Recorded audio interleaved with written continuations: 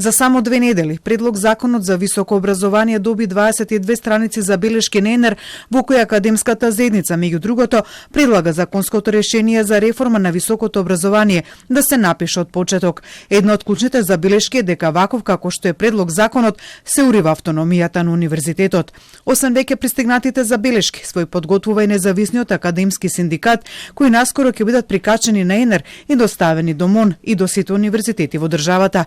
Професорката Маја Стевановиќ, која води работната група за високо образование на НАКС, вели дека бројот на забелешки кои ги имаат е огромен. Та информираше и дека вчера завршила постапката и за собирање забелешки од посебните единици на УКИМ, кои од денеска треба да бидат инкорпорирани од страна на ректоратот, со што наскоро и УКИМ ќе настапи со своји забелешки.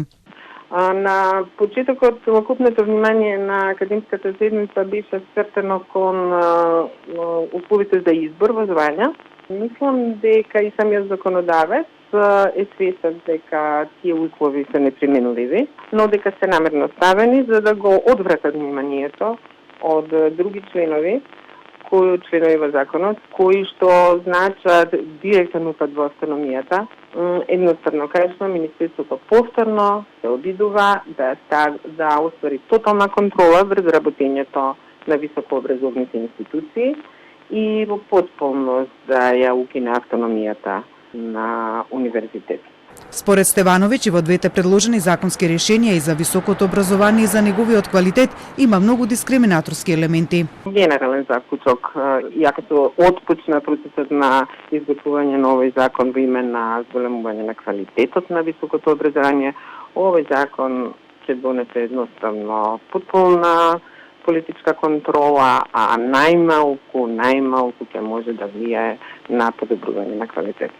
За предлог законот состав се огласи професорот од правниот факултет при УКИМ Тони Дескоски, кој на Фејсбук напиша дека освен Институтот за меѓународно право, кој имал 28 забелешки, со бројни забелешки на предлог законот се произнели и другите катедри од правниот факултет, чија заедничка констатација е дека понуденото законско решение е неквалитетно.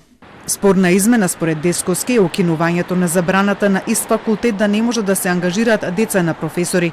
Дескоски дава забелешки на членот со кој се овозможува префрлање на професор од една во друга јавно високообразовна или научна установа без проведување постапка за избор во установата каде се префрла.